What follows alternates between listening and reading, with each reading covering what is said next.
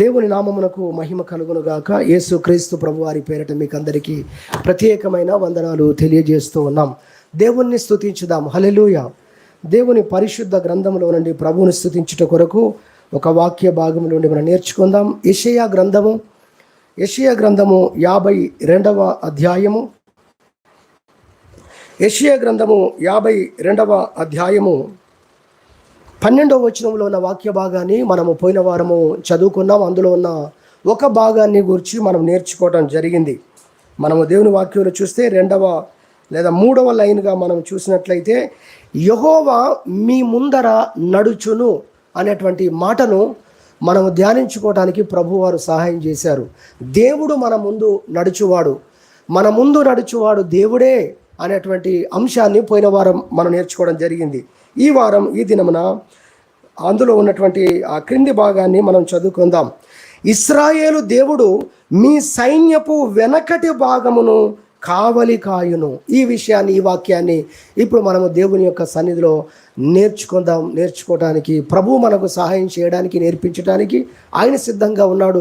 వినటానికి మనందరం కూడా ఎంతో సిద్ధంగా ఉండాలి. దేవుని వాక్యం చెప్తుంది, ఇశ్రాయేలు దేవుడు మీ సైన్యపు వెనకటి భాగమును కావలి కాయును.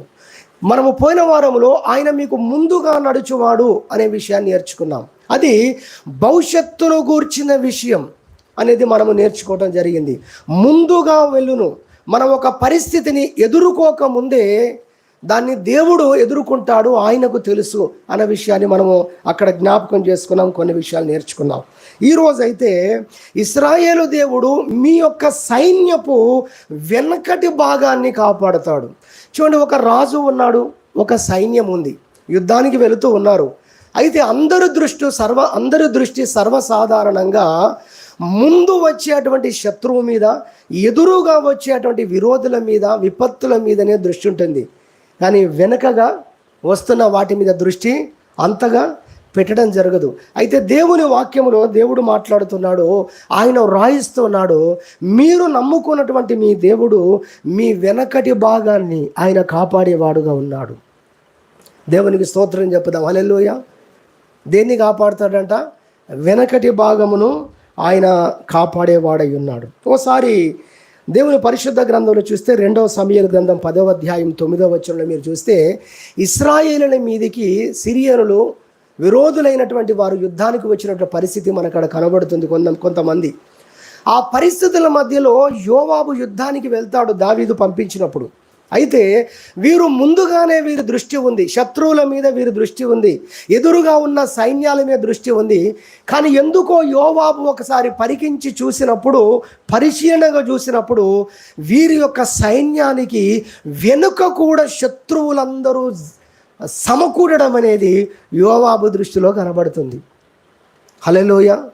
అప్పుడు నిజముగా దేవుని మీద వారు ఆధారపడి, దేవుడు మనకు సహాయం చేస్తాడు, మీరు ధైర్యము తెచ్చుకొని యుద్ధం చేయండి అని దావీదు లేదా యోవాబు తమ సైనికులందరికీ కూడా చెప్పడాన్ని ఆ వాక్య భాగంలో మనం చూస్తాం.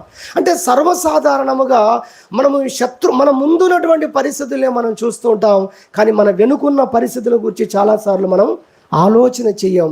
అయితే దేవుడు అంటున్నాడు, మీ వెనక వచ్చే పరిస్థితులను, మీ వెనక నుండి వచ్చే ఆపదలన్నిటిని కూడా నేను కావలి కాస్తాను, వాటన్నిటి విషయంలో నేను చూసుకుంటానని ప్రభువు రాయిస్తూ ఉన్నాడు. హల్లెలూయా. దీని అర్థం ఏమిటి అని మనం గ్రహించినప్పుడు, వెనక అనేటువంటి భాగాన్ని చూస్తే మనకు అది తెలియనిది అనే విషయాన్ని మనం గ్రహించవచ్చు కదా. మన ముందున్నదంతా మనం చూసుకుంటాం, కానీ అంటారు కదా, మన వీపు భాగము మనకు తెలియదు. ఈ వెనక అనే భాగం మనకు దేన్ని తెలియజేస్తుందంటే, మనకు తెలియని విషయాలు అనేది మనకి ఇక్కడ అర్థం చేసుకోవచ్చు. కాబట్టి మనకు తెలియని విషయాల్లో, మనకు తెలియని ప్రమాదాల విషయాల్లో, మనకు తెలియని విపత్తుల విషయంలో దేవుడు దాని విషయంలో ఆయన కాపుదల వహించేవాడై ఉన్నాడు అన్న సత్యాన్ని మనము గుర్తించినప్పుడు నిజముగా మనము దేవుణ్ణి స్తుతించగలము. తెలియని విషయాలు, వెనుకున్న విషయాలనగా అవి తెలియని విషయాలు అనే దాన్ని మనము అర్థం చేసుకోవాలని ప్రభు పేరట గుర్తు చేస్తున్నాం. 139వ కీర్తనలో దావీదు దేవుణ్ణి స్తుతిస్తూ ఈ మాట పలుకుతాడు. చూడండి, 139వ కీర్తన 5వ చరణము మనము చూసినట్లయితే, వెనుకను ముందును నీవు నన్ను ఆవరించి ఉన్నావు అంటాడు. దావీదు ఓసారి చూసినప్పుడు ఆయన జీవితంలో ప్రభు ముందుగా ఉండడం మాత్రమే చూడలేదు, కానీ ఆయన వెనుకగా ఉండడం కూడా దావీదు చూసినప్పుడు ఆయన దేవుణ్ణి స్తుతించడం మొదలుపెట్టాడు. ప్రభువా, నా ముందు మాత్రమే నువ్వు నడుచువాడవు కాదు, ఇదిగో నా వెనుక కూడా నీవు ఉన్నావు. నా ముందును అదే విధముగా నా వెనుకను నీవు నన్ను ఆవరించి ఉన్నావు అని దావీదు దేవుణ్ణి స్తుతించడాన్ని గురించి దేవుని యొక్క పరిశుద్ధ గ్రంథములో మనం చూస్తున్నాం. కాబట్టి మనకు తెలియని విషయాలు, వెనుకున్న విషయాలనగా తెలియని విషయాలు అనే దాన్ని మనం గ్రహించాలని ప్రభు పేరట ఈ సమయంలో గుర్తు చేస్తున్నాం. ప్రభు మనకు సర్వాంగ కవచం ఇచ్చాడు అని ఎఫెసీ పత్రిక 6వ అధ్యాయంలో మనకు కనబడుతుంది. మీరు 6వ అధ్యాయంలో చూస్తే 10వ వచనం నుండి సర్వాంగ కవచమును ధరించుకోండి అని చెప్తాడు. అని ఏంటా సర్వాంగ కవచం అంటే తలకు శిరస్త్రాణము, రక్షణ అనే శిరస్త్రాణం అని చెప్తాడు. ఓ చేతుల్లో వాక్యమును ఖడ్గము అని చెప్తాడు, మరో చేతుల్లో మరి విశ్వాసం అనే డాలు అని చెప్తాడు కదా, సత్యం అనే దట్టి అని చెప్తాడు. ఇలా అనేక విషయాలు చెప్తాడు. కానీ మీరు అదంతా చదివితే వీపునకు ఫలాన్ని పెట్టుకోమన్నట్టుగా బైబిల్లో మనకు కనబడదు. హల్లెలూయా. అక్కడ మీరు చూస్తే వీపునకి ఏది అక్కడ ఏమీ కూడా ఇవ్వబడలేదు. కారణం ఏంటంటే ఆ వెనక ఉన్నటువంటి భాగాన్ని దేవుడు చూసుకునేవాడై ఉన్నాడు. దేవునికి మహిమ కలుగును గాక. హల్లెలూయా. మరో కోణంలో, విశ్వాస కోణంలో చెప్పాలంటే దేవుడు మనల్ని ముందుకు వెళ్ళమన్నాడు. అసలు వెనక అవసరత నీకు లేదు. ఎందుకంటే నువ్వు వెనకకు తిరిగితే కదా, నీకు వెనక నీకు సెక్యూరిటీ కావాలి. దేవుని పిల్లలైన వారు ఎప్పుడు ఆయన మీద ఆధారపడి ఉన్నప్పుడు వారు వెనకకు తిరిగి పరిగెత్తే పరిస్థితి ఉండదు. కాబట్టి వెనక అవసరం లేదు. మీరు ముందుకే, మరి ముందుకే మీరు వెళ్ళేవారు. మీ దేవుడైన యెహోవా మీకు ముందుగా నడిచేవాడు కనుక మీరు పారిపోయి వచ్చే పరిస్థితి లేదు. కనుక మీకు వీపుకి ఎలాంటి సెక్యూరిటీ కూడా అవసరం లేదన్న విషయం కూడా మనం వాక్యం ధ్యానిస్తే ఈ విషయం మనకు అర్థమవుతుంది. ఏది ఏమైనా మన వెనుకను ఆయన మనల్ని ఆవరించి ఉండేవాడు. మన వెనక ఉన్న విషయాలు అనగా మనకు తెలియని విషయాల గురించి దేవుడు బాధ్యత వహించేవాడు. అయ్యో నాకు అది తెలియదు, ఒకవేళ తెలియకుండా నాకు ఏదైనా జరిగితే, తెలియకుండా ఒకవేళ నా మీదకైనా విపత్తు వస్తే, తెలియనిది ఏదైనా నా జీవితంలో ప్రవేశిస్తే దానికి గొప్ప జవాబు చెప్తుంది వాక్యం. ఆయన వెనకటి భాగాన్ని కాపాడేవాడై ఉన్నాడు. హల్లెలూయా. నీకు తెలియని వాటి విషయంలో ఆయన కావలిగా ఉండేవాడై ఉన్నాడు అన్న విషయము దేవుని వాక్యం చెప్తుంది. దీన్ని అబ్రహాము బాగా నమ్మాడు. అందుకే బైబిల్ గ్రంథంలో మీరు చూసినట్లయితే, దేవుని పరిశుద్ధ గ్రంథంలో హెబ్రీలకు రాసిన పత్రికలో మనం చూసినట్లయితే ఒక ఉదాహరణ మనం ఇక్కడ జ్ఞాపకం చేసుకోవచ్చు. హెబ్రీలకు రాసిన పత్రిక 11వ అధ్యాయము మనం చూసినట్లయితే 11వ అధ్యాయములో 8వ వచనంలో, అబ్రహాము పిలువబడినప్పుడు విశ్వాసమును బట్టి ఆ పిలుపునకు లోబడి తాను స్వాస్థ్యముగా పొందనయున్న ప్రదేశమునకు బయలు వెళ్ళెను. తర్వాత మాట చూడండి, మరియు ఎక్కడికి వెళ్ళవలనో అది ఎరుగక బయలు వెళ్ళెను అంటుంది వాక్యం. అబ్రహామును గూర్చి ఒక గొప్ప అబ్రహాము ఎంతగా దేవుణ్ణి తెలుసుకున్నాడు, ఎంతగా దేవుణ్ణి అబ్రహాము ఎరిగాడు అంటే మనం ఇక్కడ చూస్తున్నాము. అతడు ఎక్కడికి వెళ్ళాలో తెలియకపోయినా కూడా బయలు వెళ్ళాడంట. ఎరుగకనే బయలు వెళ్ళను, తెలియకుండా వెళ్ళాడు. ఎలా తెలియకుండానే అబ్రహాము ముందుకు వెళ్ళగలిగాడు? దేవుడు పలాని చోటుకు నువ్వు వెళ్ళు అని చెప్పినప్పుడు మరి అబ్రహాము దాని గురించి ఏమి రీసెర్చ్ చేయకుండా, ఏమి దేవునికి ప్రశ్నలు వేయకుండా ఎలా అతడు వెళ్ళగలిగాడు అంటే, నేను వెళ్ళే మార్గం నా దేవునికి తెలుసు. యోబు కూడా చెప్తాడు. యోబు గ్రంథం 23వ అధ్యాయము 10వ వచనం చూస్తే, నేను నడుచు మార్గము ఆయనకు తెలుసు. కొన్నిసార్లు దేవుడు మనకు బయలుపరుస్తాడు మన మార్గాన్ని గురించి, ముందున్నటువంటి మార్గాన్ని గురించి బయలుపరచవచ్చు. కొన్నిసార్లు దేవుడు బయలుపరచడు, వెళ్ళమని చెప్తాడు అంతే. మన బైబిల్లో చూస్తే అపోస్తల కార్యంలో 16వ అధ్యాయంలో మీరు చూస్తే అపోస్తలుడు పౌలు తన టీంతో ఓ ప్రాంతానికి వెళ్దామని ఆశపడతాడు. దేవుడు వద్దు అని చెప్తాడు. సరే దేవుడు ఇటు వద్దన్నాడు కదా అని మరొక ప్రదేశాన్ని ఎన్నుకొని ఇటువైపు వెళ్దాం అనుకుంటాడు. దేవుడు అది కూడా వద్దు అని చెప్తాడు. మరి ఎటెళ్ళాలి ప్రభు అని ఆలోచిస్తూ పడుకుంటే దేవుడు దర్శనంలో ఫలాని చోటుకు వెళ్ళు అని చెప్తాడు. ఓకే, మాసిదోనియా వైపు అటువైపుగా ప్రయాణం చేయి. ఓ ప్రదేశాన్ని గురించి దేవుడు చెప్తాడు. ఓకే, దేవుడు బయలుపరిచాడు, ఇది ప్రభు చిత్తం అని తెల్లవారు లేసి పౌలు తన టీంతో పాటు ఆ ప్రాంతానికి వెళ్తాడు. కానీ ఆ ప్రాంతంలో జరిగింది ఏంటని మనం చూస్తే, ఓ దయ్యం పట్టిన అమ్మాయి ఒక అమ్మాయి మీద దయ్యం ఉండగా ఆ దయ్యాన్ని వీరు వెళ్ళగొట్టడం, ఆ సోద చెప్పుడ ద్వారా మాకు లాభం వస్తుంది, మాకు లాభాన్ని సంపాదించి పెట్టి ఆ దయ్యాన్ని మీరు వెళ్ళగొట్టారు ఏంటండి, అది ఆ అమ్మాయి జీవితాన్ని నాశనం చేసి నరకానికి ఈడ్చుకొని పోయినా పర్వాలేదు, ఇలాంటి సోద కబుర్లను చెబుతూ మాకు లాభం సంపాదిస్తుంది అన్నట్టుగా అది మాకు నష్టం జరిగిందని పౌలుశీలను పెద్దలకు చెప్పి వారిని జైల్లో వేయించిన పరిస్థితి, విపరీతంగా కొట్టి వారిని జైల్లో వేయించిన పరిస్థితిని గురించి మనం చూస్తాం. చూడండి, అప్పుడు పౌలు గారి యొక్క ఆలోచన ఒక్కసారి మీరు ఆలోచన చేయండి. దేవా, మేము లెఫ్ట్కి వెళ్తే వద్దన్నావు, మేము రైట్కి వెళ్దామంటే వద్దన్నావు, ఎటెళ్ళాలి ప్రభు అని ప్రార్థన చేసి పడుకుంటే ఫలాని చోటుకు వెళ్ళమన్నావు. కానీ వెళ్తే జరిగింది ఏంటి? విపరీతంగా దెబ్బలు కొట్టారు, రక్తాలు కారుతున్నాయి, బొండ వేసి బిగించి జైల్లో మూసిపెట్టేశారు. ఇది పరిస్థితి. కానీ పౌలుకు తెలుసు, అబ్రహాముకు తెలుసు అని విన్నాం. ఎరుగకనే బయలు వెళ్ళాడు, ఎందుకంటే నా దేవునికి తెలుసు అని. రెండవది, యోబుకు తెలుసు, నేను నడుచు మార్గము యెహోవాకు తెలుసు అని యోబుకు తెలుసు అని విన్నా. అపోస్తలుడైన పౌలు కూడా తెలుసు. 2వ తిమోతి పత్రిక 1వ అధ్యాయంలో అంటాడు, నేను నమ్మిన వాణ్ణి నేను ఎరుగుదును అంటాడు. దేవునికి మహిమ కలుగును గాక. హల్లెలూయా. నాకు ఆయన తెలుసు, నేను నడుస్తున్న మార్గము నాకు తెలియదు. నన్ను నడిపించుచున్న నాయకుడు ఎవరో తెలుసు, నన్ను నడిపించుచున్న దేవుడు నాకు ముందుగా నడుచుచున్న వారెవరో ఆయన నాకు తెలుసు. కాబట్టి నేను సిగ్గుపడే పరిస్థితులు రావచ్చు కానీ సిగ్గుపడను, బాధపడే పరిస్థితులు రావచ్చు కానీ బాధపడను. ఎందుకు? నేను ఎన్నడూ కూడా నిజముగా బాధపడే పరిస్థితిని నా జీవితంలో దేవుడు తీసుకొని రాడు. నేను అవమానపడే పరిస్థితులు దేవుడు తీసుకొని రాడు. నేను నష్టపోయే పరిస్థితులు దేవుడు తీసుకొని రాడు. కాబట్టి నేను నమ్మిన వాడిని నేను ఎరుగుదును, కాబట్టి నేను సిగ్గుపడనని అపోస్తలుడైన పౌలు ఎంతో ధైర్యంగా చెప్పడాన్ని మనం చూస్తాం. కాబట్టి ఈ 3 ఉదాహరణలు కూడా మనం చూసినట్లయితే వారు ఎంతో ధైర్యముతో, వారు నా దేవునికి తెలుసు, మాకు తెలియని ప్రతిదీ కూడా మా ప్రభువుకు తెలుసు, ఆయనకు తెలుసు అని వారు ఎంతో ధైర్యంగా ఉన్నారు. కనుకనే అర్ధరాత్రి వేళ అపోస్తలుడైన పౌలు దేవుణ్ణి స్తుతించడం ప్రారంభించాడు. హల్లెలూయా. తెలియని పరిస్థితుల మధ్యలో మన జీవితాల్లో కూడా తెలియని అనుభవాలు, తెలియనివి మన జీవితంలో ఎదురైనప్పుడు మనం ఎలా ఉన్నాం? ఇదిగో పౌలును చూడండి, ఆయన దేవుణ్ణి స్తుతిస్తున్నాడు. ఎలా స్తుతించగలిగాడు? ఎలా ఆరాధించగలిగాడు? ఊరికే తెలియని పరిస్థితి కాదు, అందులో నష్టాన్ని ఎదుర్కొంటున్నట్టు పరిస్థితి, గాయపరచబడ్డ పరిస్థితి, అవమానం ఎదుర్కొన్న పరిస్థితుల్లో కూడా ఆయన ఏం నమ్మాడో తెలుసా? ఈ గాయాలలో కూడా నాకు తెలియని ఆశీర్వాదం ఉన్నది. హల్లెలూయా. తెలియని మార్గంలో నడిపించాడని స్తుతించడం కాదు, తెలియని మార్గంలో నడిచాడు.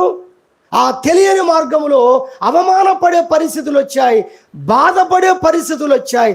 అక్కడ నిలబడి అంటున్నాడు, దేవుణ్ణి స్తుతిస్తున్నాడు, దేవుణ్ణి ఆరాధిస్తున్నాడు. ఏమని? ఈ తెలియని పరిస్థితుల మధ్యలో, ఈ గాయాల వెనుక కూడా, ఈ శ్రమల వెనుక కూడా నాకు తెలియని ఆశీర్వాదమును దాచిపెట్టి ఉంచావు ప్రభువా. హల్లెలూయా. పనిగట్టుకొని మధ్యరాత్రి దేవుణ్ణి స్తుతిస్తున్నాడంటే మీరు ఆలోచన చేయండి, ఎంతగా వారు దేవుని నిజంగా అర్థం చేసుకున్న వారు ఉన్నారు. కాబట్టి మన జీవితాల్లో కూడా మనకు తెలియనివి ఎదురైనప్పుడు, అనుభవాలు, పరిస్థితులు ఎదురైనప్పుడు, తెలియని మనము దాన్ని పరిష్కరించుకోలేని కొన్ని సమస్యలు మన ముందుకు వచ్చినప్పుడు, అంటారు కదా, చిక్కుముళ్ళు మన జీవితంలోకి వచ్చినప్పుడు, అయ్యో వీటిని ఏ విధంగా నేను పరిష్కరించుకోగలను, వీటిని ఏ విధంగా నేను అర్థం చేసుకోగలను. కొన్నిసార్లు ఇక అన్ని ప్రతికూలతలే కనబడుతున్నప్పుడు కూడా మనం నమ్మాల్సింది దేవుణ్ణి. నేను నడిచే మార్గం ఆయనకు తెలుసు. హల్లెలూయా. ఆయన నాకు తెలియని భాగములో కూడా ఆయన కాపాడేవాడుగా ఉన్నాడు, నా వెనుకటి భాగమును కాపాడేవాడై ఉన్నాడు, దాని విషయంలో ఆయన శ్రద్ధ వహించేవాడై ఉన్నాడని మనం గుర్తెరిగి, ఇదిగో యోబులాగా మనం దేవుణ్ణి స్తుతించాలని, పౌలులాగా మనము దేవుణ్ణి స్తుతించాలని, అబ్రహాములాగా స్తుతి కీర్తనలతోనే మనము ముందుకు కొనసాగాలని దేవుని యొక్క పరిశుద్ధ గ్రంథము ద్వారా మనము నేర్చుకుంటున్నాం. అదేవిధంగా ఇశ్రాయేలు మీదికి సిరియనులు దండెత్తి వచ్చే పరిస్థితులలో ఎవరికీ తెలియదు వారు ఏ రకంగా దాడి చేస్తారో. కానీ ఎలీషా ప్రవక్తకు దేవుడు చెప్తాడు. ఆ రాజు ఆశ్చర్యపోతాడు. ఎన్నోసార్లు మీరు విన్నారు ఇది. ఆ రాజు ఆశ్చర్యపోతాడు. మనం ఎలాంటి స్కెచ్లు వేసినా ప్రతిసారి ఏ వైపు నుండి మనము దాడి చేద్దామనుకుంటే ఆ వైపుననే ఇశ్రాయేలు సైన్యం అంతా రండి మీకోసమే ఉన్నాం అన్నట్టుగా కావలి కాసుకొని ఉంటున్నారు. ఎవరికి తెలియకుండా రహస్యముగా మాస్టర్ ప్లాన్స్ మేము వేసినా మేము జయించలేకపోతున్నాం ఇశ్రాయేలును. అసలు ఇది నాకు అనుమానం వస్తుంది, మన సైన్యంలో పరివారంలో ఎవరో ఇన్ఫార్మర్గా ఉండి ఇశ్రాయేలుకు సమాచారం ఇస్తున్నారు. మనం ఫలాని విధానంలో దాడి చేద్దామని అనుకున్న విషయాన్ని ఇశ్రాయేలుకి ఎవరో తెలియజేస్తున్నారు. అందుకే వారు ఆ విధంగా సిద్ధపడుతున్నారని ఆ యొక్క మరి రాజు చెప్పడాన్ని గురించి మనం చూస్తాం. కానీ అప్పుడు అక్కడ ఉన్నటువంటి వ్యక్తులలో ఒకడు చెప్తాడు, ఎవరో చెప్పడం కాదు, ఎవరో ద్రోహం చేయటం లేదు, అక్కడ ఇశ్రాయేలు దేశంలో ఒక ప్రవక్త ఉన్నాడు. దేవునికి మహిమ కలుగును గాక. హల్లెలూయా. ఆ ప్రవక్త నీవిక్కడ అంతఃపురములో అనుకునే విషయాన్ని దేవుడు ఆ ప్రవక్తకు తెలియజేస్తాడు. అందుకే తెలుస్తుంది. చూసారా ఎంత గొప్పగా దేవుడు ఇశ్రాయేలును తప్పించాడు. కాబట్టి ఇశ్రాయేలుకు తెలియని విషయాలను దేవుడు అక్కడ తెలియజేసినట్టుగా వారిని కాపాడినట్టుగా కూడా దేవుని యొక్క పరిశుద్ధ గ్రంథములో చూసినట్లయితే ఈ వాక్యాలు మనకు అర్థమవుతాయి. అంతెందుకు, ఇశ్రాయేలును ఈజిప్ట్ దేశంలోంచి విడిపించాడు. మరో ఉదాహరణ, ఇశ్రాయేలును ఈజిప్ట్ దేశంలోంచి విడిపించాడు. వారు వెళ్ళిపోతూ ఉన్నారు, కానీ వారు మరలా వెనక వస్తారు అని వీళ్ళకు అనుమానం ఉంది కావచ్చు ఇశ్రాయేలుకు, కానీ దేవునికి బాగా తెలుసు వారు వస్తారని. మోషేకు చెప్పాడు, నేను ఐగుప్తు సేనల ద్వారా నేను మహిమను తెచ్చుకుంటానని చెప్పాడు. దేవునికి మహిమ కలుగును గాక. హల్లెలూయా. కొన్ని మనం విడిచి వచ్చాం. ఒకవేళ కొంతమంది ఇక అయిపోయింది, శత్రువు మనల్ని విడిపించాడు, ఫరో మనల్ని పొమ్మని చెప్పాడు, ఇన్నాళ్లకు మనకు స్వతంత్రం దొరికిందని సంతోషంతో దాన్ని మర్చిపోయిన వారు కూడా ఇశ్రాయేలు ప్రజలు ఉండొచ్చు. కానీ దేవునికి తెలుసు ఏంటా విషయం, శత్రువు మళ్ళీ వస్తాడు. మనకు తెలియదు. కొన్ని మనం జయించాం, కొన్ని మనం సాధించాం, కొన్ని అయిపోయాయని మనం అనుకుంటాం. కానీ శత్రువు అయిపోయాడా లేదా మళ్ళీ వస్తాడన్న సంగతి ఎవరికి తెలుసు? దేవునికి తెలుసు. అది మనకు తెలియని విషయం. దాని విషయంలో దేవుడు బాధ్యత వహించేవాడై ఉన్నాడు. హల్లెలూయా. ఎలీషా ప్రవక్త ఒక రోజు సిరియన్ మీదకి యుద్ధానికి వెళ్ళేటప్పుడు ఇశ్రాయేలు రాజుతో అంటాడు, బాణాన్ని నీ చేతుల్లోకి తీసుకో అంటాడు. చేతుల్లోకి బాణంలు తీసుకుంటాడు, నేలకేసి కొట్టు అంటాడు. అప్పుడు ఆయన మూడు బాణములను తీసుకొని 3 సార్లు నేలకేసి కొడతాడు. ప్రవక్త చెప్పాడు, చేశాడు. అయితే 3 బాణములు వేసి ఆగిపోతాడు. అప్పుడు ప్రవక్త అంటాడు, ఎందుకు 3 బాణాలే వేసి ఆగిపోయావు? నువ్వు 7 బాణములను నేలకు సంధించి ఉంటే బాగుండు, వేసి ఉంటే బాగుండు. సిరియనుల మీద నీవు శాశ్వతమైన జయం నువ్వు పొందేవాడివి. అయితే సిరియనులతో యుద్ధం అయిపోలేదు అని చెప్పాడు దేవుడు. మళ్ళీ సిరియన్లు వస్తారు. చూడండి, మనకు తెలియదు. మనం అనుకుంటాం ఒకటి దాటాం, మనకు తెలియదు.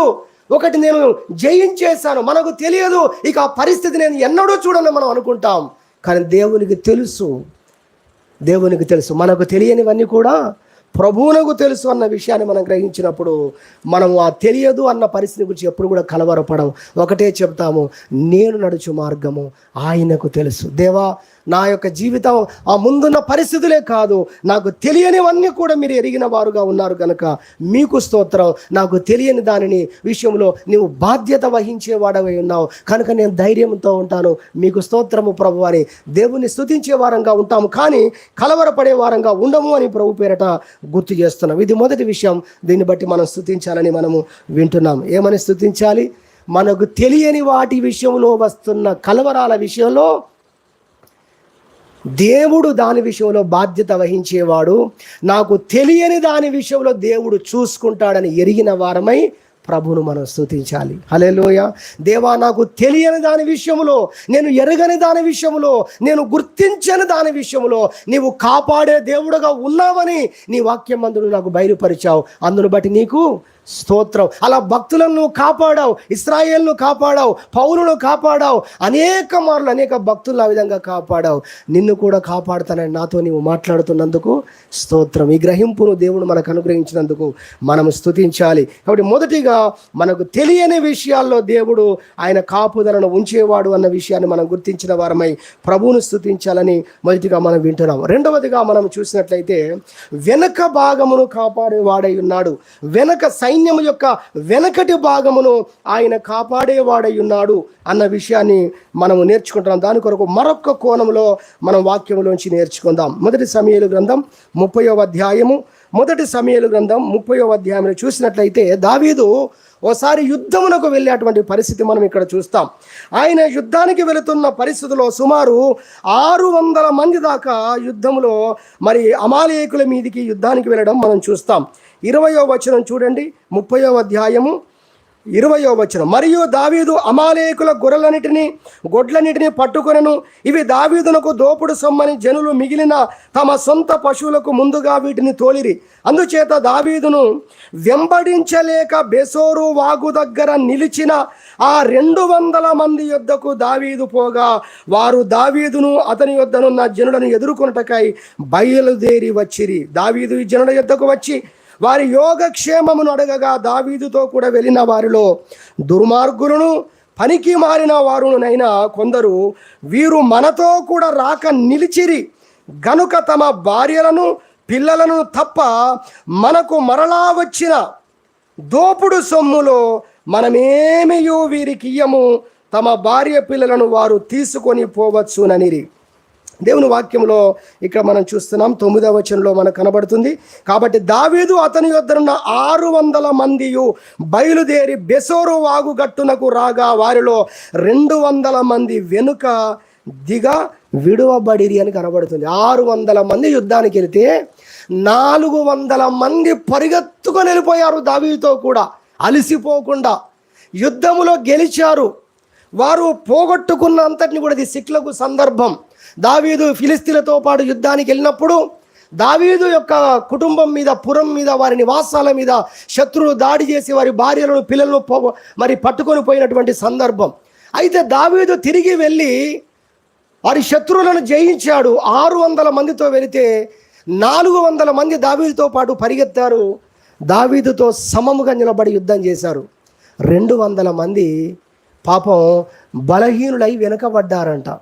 అంటే వారు కడదాకా పరిగెత్తలేదు, ఆఖరి దాకా రాలేదు, అలసిపోయి ఏమైపోయారు, ఓ దగ్గర కూలిపోయారు, అక్కడే కూర్చుని ఉండిపోయారు. ఇక సరే దావీదు ముందుకెళ్ళాడు, 400 మంది ముందుకెళ్ళారు, దావీదుతో పాటు గెలిచారు, అన్నీ పట్టుకొని వచ్చారు. వచ్చిన తర్వాత ఈ 400 మంది అంటున్నారట ఈ 200 మందిని చూసి, దావీదు గారు మేము ముందే చెప్తున్నాం, మనం ఎంతో కష్టపడి మన భార్య పిల్లలను, ఆస్తిని, ఇంకా ఎక్కువగా మనం దోపుడు సొమ్మును ఎంతో ప్రయాసపడి మనం సంపాదించుకున్నాం. వీళ్ళు మధ్యలోనే ఆగిపోయారు, వీళ్ళు రాలేదు అక్కడ దాకా. కాబట్టి వచ్చినదంతా సొత్తంతటిని ఎక్స్ట్రాగా మనం సంపాదించింది మనం ఈ 400 మంది పంచుకోవాలి, ఈ 200 మందికి ఇవ్వద్దు అని దావీదు దగ్గర డిమాండ్ చేస్తున్నారండి. అప్పుడు దావీదు మరి ఇచ్చినటువంటి తీర్పు కావచ్చు, చెప్పిన మాట కావచ్చు, అద్భుతంగా ఉంటాయి. చూడొచ్చు మనం 23వ వచనం. అందుకు దావీదు వారితో ఇట్లనెను, నా సహోదరులారా, యెహోవా మనలను కాపాడి మన మీదకి వచ్చిన ఈ దండును మనకు అప్పగించి మనకు దయచేసిన దాని విషయంలో మీరు ఇలాగున చేయకూడదు. మీరు చెప్పినది ఎవరు ఒప్పుకొందురు? యుద్ధమునకు పోయిన వాని భాగం ఎంతో, సామానునొద్ద నిలిచిన వాని భాగము అంతే అని వాడుక మాట, అందరూ సమముగానే పాలు పంచుకొందురు కదా. కావున నాట నుండి నేటి వరకు దావీదు ఇశ్రాయేలులో అట్టి పంపకము కట్టడగాను న్యాయ విధిగాను ఏర్పరిచి నియమించిన ఒక రూల్ కూడా పాస్ అయిపోయిందండి ఆ రోజు దావీదు చెప్పిన మాటను బట్టి. యుద్ధానికి వెళ్ళిన వాడు ఎంతో, సామాన్ దగ్గర ఉన్నవాడు కూడా అంతే. ఇప్పుడు మిలిటరీలో యుద్ధం చేసేవారు మాత్రమే కాదు, మిలిటరీ అంటే మిలిటరీ వాళ్ళకు భోజనం చేసే వాళ్ళు కూడా ఉంటారు. వాళ్ళు కూడా ఎవరు? మిలిటరీ వాళ్ళే. వాళ్ళకు డాక్టర్లు ఉంటారు, మిలిటరీలో కూడా మిలిటరీ డాక్టర్లు ఉంటారు కదా, వాళ్ళు కూడా ఎవరు? యుద్ధంలో భాగమే. వారికి బాంబులు మోసుకుపోయేవారు, బుల్లెట్లు సరఫరా చేసేవారు ఉంటారు, వాళ్ళు కూడా మిలిటరీయే. చూడండి, ఇవన్నీ ఎక్కడి నుంచి వచ్చాయి? అసలు మూలాలు చూస్తే బైబిల్ కట్టడ ఆ రోజు దావీదు చెప్పినటువంటి మాట కావచ్చు, అంతకుముందు దేవుడు ధర్మశాస్త్రంలో చెప్పిన విషయాలు కావచ్చు, వాటన్నిటిని వచ్చినటువంటి కట్టడలే ఇప్పటి వరకు మనం చూస్తున్నాం. అది న్యాయ సంబంధమైంది అనేది మనం చూస్తున్నాం. ఏది ఏమైనా ఇక్కడ మనం నేర్చుకునేది ఏంటంటే, ఈ సందర్భంలోంచి మరొక్క కోణం, అదేంటంటే వెనుక ఉన్న భాగమును కాపాడుతాడు అనేది మనము వింటున్నాము కదా. దాంట్లో రెండవ అంశముగా వెనక పడిన వారి విషయంలో దేవుడు సహాయం చేసేవాడై ఉన్నాడు. హల్లెలూయా. వెనక పడినటువంటి వారు ఎవరు చెప్పాలంటే బలహీనులు. ఇప్పుడు డైరెక్ట్ పాయింట్ మీద రావాలంటే ఆయన బలహీనులకు సహాయం చేసేవాడై ఉన్నాడు. వీళ్ళు బలహీనులే కదా, పరిగెత్తలేక, రాలేక, ఆశ ఉంది, కోరిక ఉంది, యుద్ధం చేయాలని ఉంది, దేవుని ప్రజలతో దావీదుతో పరిగెత్తాలని ఉంది. వారికి శక్తి సరిపోలేదు, బలము సరిపోలేదు. చెప్పాలంటే ఉన్న కాడికి పరిగెత్తారు, రావలసినంత దూరం వచ్చారు, పరిగెత్తవలసినంత పరిగెత్తారు. ఇక రాలేని పరిస్థితులు ఏమైపోయారు, అక్కడే పాపం కూలిపోయారు. కానీ మనసులో ఏముంది? మనసులో ఆశ ఉంది, కోరిక ఉంది. వారు పనిలో అలసిపోయారు, ఇంటి దగ్గర కూర్చున్న వారు కాదు. కాబట్టి బలహీనులైనటువంటి అటువంటి వారందరికీ కూడా దేవుడు సహాయం చేసేవాడై ఉన్నాడు. హల్లెలూయా. మన బలహీనతలో దేవుడు మనకు సహాయం చేసేవాడై ఉన్నాడు. మన బలహీనతలో దేవుడు మనల్ని కాపాడేవాడై ఉన్నాడు. వెనకపడినటువంటి వారిలో నుంచి నేర్చుకుంటున్న అంశం ఇది. రెండవదిగా మనం చూస్తున్నాం, మన బలహీనతను చూసి దేవుడు మనకు సహాయం చేసేవాడు. మీకు వాక్యం గుర్తుకొచ్చి ఉండాలి కొంతమందికి. రోమపత్రిక 8వ అధ్యాయం 26వ వచనంలో అక్కడ ప్రార్థన గురించి చెప్తాడు. ఎలా ప్రార్థించాలో, యుక్తముగా ఎలా ప్రార్థించాలో మనకు తెలియదు. అయితే మన పక్షముగా ఆయన మనకు సహాయము చేసేవాడై ఉన్నాడు. మన బలహీనతను చూసి దేవుడు సహాయం చేసేవాడై ఉన్నాడు అని దేవుని యొక్క పరిశుద్ధ గ్రంథము చెప్పడాన్ని మనం చూస్తాం. కాబట్టి ఆయన మన బలహీనతలో మనకు సహాయం చేస్తాడు. వెనకపడినటువంటి పరిస్థితి కావచ్చు, బలహీనపడ్డ పరిస్థితి కావచ్చు, ఆత్మీయ జీవితంలో ప్రార్థిస్తూ ఉన్నప్పుడు దేవుని కొరకు కనిపెట్టుకుని నువ్వు కొనసాగుతున్నావు. కొన్నిసార్లు శ్రమలలో, కష్టాల్లో పరిగెత్తలేక నువ్వు వెనుకపడిపోయావేమో, ఒకవేళ నువ్వు కృంగిపోయే పరిస్థితి వచ్చిందేమో, ఒకవేళ నువ్వు అలసిపోయే పరిస్థితి వచ్చిందేమో, అలాంటి వారి యొద్దకు ఆయన చేరుకుంటాడు అని వాక్యం చెప్తుంది. హల్లెలూయా. ఆయన వారిని బలపరిచేవాడై ఉన్నాడు. బైబిల్ గ్రంథంలో మనం చూస్తే ఏలియా కూడా ఒకరోజు బలహీనపడ్డాడు. సవాలు విసిరేటువంటి వ్యక్తి, యెహోవా తప్ప దేవుడే లేడని ధైర్యముతో ప్రపంచం ముందు నిలబడ్డటువంటి గొప్ప శూరుడు, విశ్వాస వీరుడు. కానీ ఒకరోజు ఆయన కూడా బలహీనపడ్డాడు. అయ్యా, ఇంత మట్టుకు చాలు, బ్రతికింది, నా ప్రాణం తీసుకో ప్రభు అని అడిగినా, ప్రార్థించినా సందర్భం కూడా బైబిల్లో కనబడుతుంది. కానీ అలాంటి ఏలియాను తిరిగి దేవుడు బలపరిచినట్టుగా బైబిల్ చెప్తుంది. దేవునికి మహిమ కలుగును గాక. హల్లెలూయా. కాబట్టి రెండవదిగా మనం నేర్చుకుంటున్న అంశం ఏంటంటే, మన బలహీనతను చూసి దేవుడు సహాయం చేసేవాడైనాడు. బలహీనులకు దేవుడు సహాయం చేసేవాడైనాడు. అపోస్తల కార్యములు 20వ అధ్యాయము 35వ వచనం మీరు చూసినట్టయితే, బలహీనులను సంరక్షించాలి అని దేవుడు చెప్పాడండి. అపోస్తల పౌలు ఆ మాట చెప్తాడు. ఇది దేవుని చిత్తం, ఇది దేవుడు చేసే పని. ఆయన బలహీనులను విడిచిపెట్టడు. ఆయన వారిని బలపరిచేవాడై ఉన్నాడు, తిరిగి వారిని లేవనెత్తేవాడై ఉన్నాడు అనే విషయాన్ని దేవుని యొద్ద తెలుసుకున్నప్పుడు సంఘానికి ఆ విషయాలు ఆయన బోధించాడు అనేది మనకు కనబడుతుంది. రోమపత్రిక 5వ అధ్యాయం 6వ వచనంలో మనం చూసినట్టయితే అక్కడ కూడా రాయబడింది, ఆయన బలహీనుల కొరకు చనిపోయాడు. ఆయన బలహీనలను సంరక్షించడం మాత్రమే కాదు, బలహీనలను ధైర్యపరచడం మాత్రమే కాదు, బలహీనులకు ఏదో సహాయం చేయడం మాత్రమే కాదు, అసలు బలహీనులంగా ఉన్న వారందరూ కూడా బలవంతులు కావాలని వారి కోసం ప్రాణమే పెట్టాడు అని రోమపత్రిక 5వ అధ్యాయము 6వ వచనంలో మనం చూస్తాము. అదేవిధంగా రోమపత్రిక 15:1 చూస్తే మనము అక్కడ చూసినట్లయితే బలహీనులకు ఊతనివ్వాలి, బలహీనులకు సహాయము చేయాలి అనేటువంటి మాటలు కూడా దేవుడు వ్రాయించినట్టుగా దేవుని పరిశుద్ధ గ్రంథంలో చూస్తాం. దీని కొరకు మీకు గుర్తుండే ఒక మంచి మాట, మంచి సందర్భం గుర్తు చేస్తాం. అదేంటంటే, యాకోబు తన యొక్క భార్యలను, పిల్లలను అందరినీ తీసుకొని తన ఇంటికి వస్తున్నటువంటి సందర్భాన్ని ఒక్కసారి జ్ఞాపకం చేసుకోండి. అప్పుడు ఏశావు ఎదుర్కొంటాడు, దారిలో అన్న ఎదుర్కొంటాడు, ఇద్దరు కలుస్తారు. చాలా సంవత్సరాల తర్వాత తమ్ముడు వచ్చాడు. సరే, ఆ సందర్భాన్ని మీకు తెలుసు. ఇప్పుడు తమ్ముని తీసుకొని త్వరగా ఇంటికి వెళ్ళాలి. దేవుడు నా మనసులో సమాధానం ఇచ్చాడు. తను కూడా ఇప్పటి వరకు యోగక్షేమంతో ఉన్నాడు, దేవుడు బ్రతికించాడు. ఇప్పుడు మేము ఇరువురము కలిసి ఇంటికి వెళ్ళాలి, అందరికీ చూపించుకోవాలి ఈ సంతోషం. మా తమ్ముడు వచ్చాడు, ఇదిగో మేము కలిసి ఉన్నాం. ఒకవేళ పాజిటివ్గా మనం ఆ విషయాలు చూస్తే ఆ రోజు ఏశావు ద్వేషముతో లేడు. చెప్పాలంటే ఏశావు త్వరగా తమ్ముని తీసుకొని ఇంటికి వెళ్ళాలి, మేము కలిసే ఉన్నాం, ఇదిగో మా తమ్ముడు బ్రతికున్నాడు, ఒకప్పుడు దూరం అయిపోయాం, ఇప్పుడు మేము కలిసే ఉన్నాం అన్నట్టుగా అది అందరికీ చూపించాలనుకున్నాడేమో. తమ్ముని త్వరపెడుతున్నాడు, తమ్ముడా వెళ్దాం వెళ్దాం వెళ్దాం. అప్పుడు యాకోబు ఏమన్నాడో బైబిల్లో మీరు చూస్తే ఆదికాండము 33వ అధ్యాయం 14వ వచనం రాసింది. ఏమంటాడో తెలుసా? అన్నయ్య, నువ్వు నన్ను తొందర పెడుతున్నావు, పదా పదా పోదామని, కానీ నాతో ఉన్న గొర్రెలు ఏంటంటే చిన్న చిన్న అప్పుడే పుట్టిన పిల్లలు ఉన్నాయి, బుల్లిగా నడుస్తున్నాయి, చిన్న చిన్నగా నడుస్తున్నాయి. వడిగా ఒకవేళ వీటిని నేను తోలినట్లయితే అవి మార్గ మధ్యంలో చచ్చిపోతాయి, మందంతా కూడా చచ్చిపోతాయి, చేతికి రాదు. మరి ఏం చేస్తావు తమ్ముడా అంటే ఆయన అంటాడు, నేను అవి నడవగలిగిన కొలది వాటిని నడిపించుకుంటూ వస్తానన్నాడు. హల్లెలూయా. నడవగలిగిన కొలది నేను నడిపించుకుంటూ వస్తానన్నాడు. ఇదే మాట లేదా ఈ సందర్భము యెషయా గ్రంథం 40వ అధ్యాయం 11వ వచనంలో మీరు చూస్తే ఆయన పాలిచ్చు వాటిని మెల్లగా నడిపించును అని రాసింది అక్కడ. హల్లెలూయా.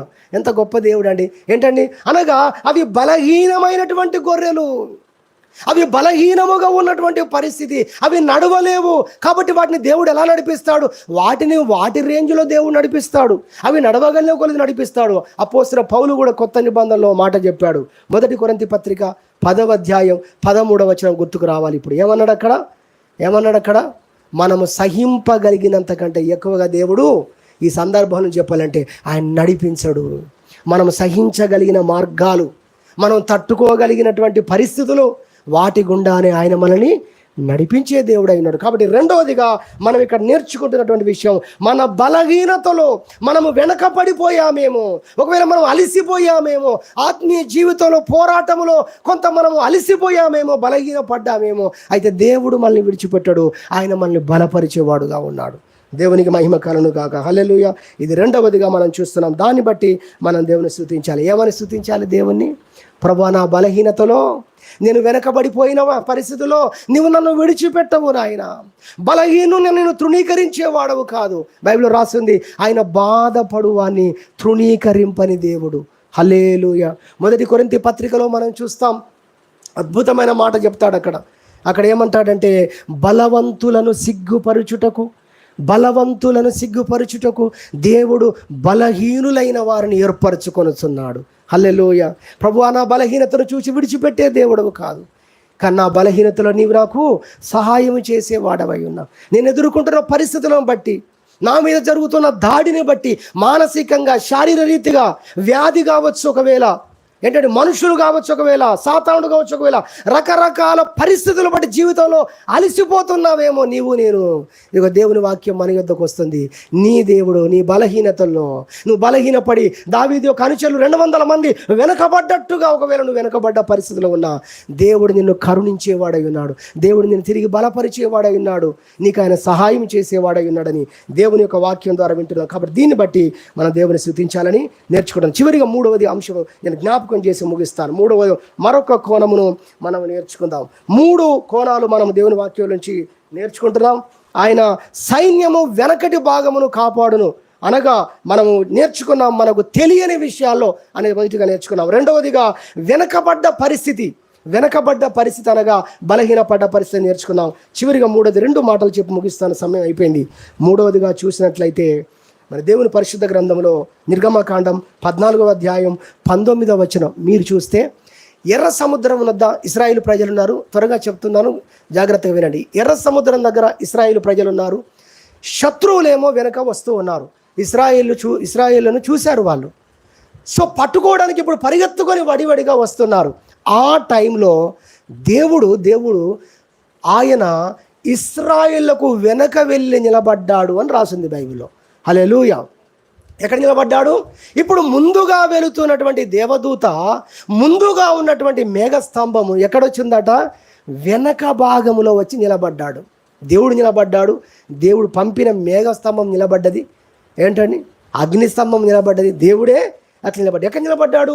వెనక నిలబడ్డాడు. ఎందుకు? ఈ ఫరో ఈ ఇశ్రాయేలును సమీపించొద్దు, ఈ ఫరో ఇశ్రాయేలును పట్టుకోవద్దు. వారి ముందు ఒక ఆపద ఉంది. ఆ ఎర్ర సముద్రం చీలాలి. ఎర్ర సముద్రం దేవుడు ఆరబెట్టాలి. అందులో నుండి ఇశ్రాయేలు వారి యొక్క కష్టాన్ని, వారి పరీక్షను, వారి ఇబ్బందిని, వారికి ఉన్న ప్రతి పరిస్థితులను వారు దాటేదాకా ఇప్పుడు ఈ వారి వెనక ఓ పెద్ద మేఘస్తంభాన్ని దేవుడు నిలిపి ఉంచాడు. దేవునికి మహిమ కలుగును గాక. అర్థమవుతుందా? మూడవ కోణం, కొన్ని పరిస్థితులను నువ్వు దాటేదాకా నిన్ను తొందర పెట్టే పరిస్థితులను దేవుడు నిలిపివేస్తాడు. గుర్తుపెట్టుకోండి. దేవునికి మహిమ కలుగును గాక. నేను ముగిస్తున్నాను. హల్లెలూయా. నీవు తీరం చేరేదాకా నిన్ను తొందర పెట్టే పరిస్థితులు ఏవైతే ఉన్నాయో, నిన్ను గలిబిలి చేసే పరిస్థితులు ఏవైతే ఉన్నాయో వాటిని దేవుడు ఆపరేట్ చేస్తాడని బైబిల్ చెప్తుంది. దేవుని మనం స్తుతించాలి. ప్రభువా, నా ముందు పెద్ద ఎర్ర సముద్రం ఉంది.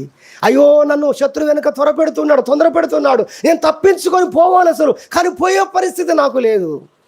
సొదొమ గొమొర్రా పట్టణాల మీద అగ్ని కురిసే పరిస్థితి ఉంది. లోతు భార్య బయటికి పరిగెత్తలేకపోతున్నారు. మీ కర్మని దేవుడు విడిచిపెట్టలేదు. బైబిల్లో మనం చూస్తే దేవదూతలను పంపిస్తే వాళ్ళ చేతులు పట్టుకొని వారు లాక్కొని బయటకు వచ్చారంట. హల్లెలూయా. చూడండి, ఇక్కడ మనం అర్థం చేసుకోవాల్సిన పరిస్థితి ఏంటంటే, ఇక్కడ దేవుని పరిశుద్ధ గ్రంథంలో చూస్తున్నాం, మనము ఆ సొదొమ గొమొర్రాను దాటే వరకు ఆ యొక్క అగ్ని అనేది దిగి రాలేదు. దేవుడు దాన్ని ఆపేశాడు. దేవుడే చెప్పాడండి. ఆయన భయపడ్డాడు. ఏమన్నాడు తెలుసా? నేను దాటలేపే అగ్ని వచ్చి నా మీద పడి నేను చచ్చిపోతానేమో ప్రభు అన్నాడు లోతు. ఈ మాట అన్నాడు లోతు. అప్పుడు దేవుడు ఏమన్నాడు తెలుసా? నువ్వు సొదొమ గొమొర్రా దాటే వరకు అసలు ఒక్క నిప్పు పిల్ల కూడా సొదొమ మీద పడదు. ఇది నా గ్యారెంటీ అన్నాడు దేవుడు. దేవునికి మహిమ కలుగును గాక. ఎర్ర సముద్రము దాటే వరకు కూడా, ఇశ్రాయేలందరూ దాటే వరకు కూడా వారికి ఏ కీడు రాకుండా దేవుడు వారికి సహాయముగా వారి వెనకటి భాగాన్ని దేవుడు కాపాడాడు. ముగిస్తున్నాను. యాకోబును లాబాను చేరుకున్నాడు. ఒకరోజు దొరకబడతాడేమో, వెనకొస్తాడేమో అని భయముతోనే వెళ్తున్నాడు. ఒకరోజు రానే వచ్చాడు. యాకోబును పట్టుకున్నాడు. ఏంటి సంగతి, చెప్పకుండా వెళ్ళిపోతున్నావు అని నిలదీసి అడిగాడు. కానీ ఏ హాని చేయలేదు. ఎందుకో తెలుసా?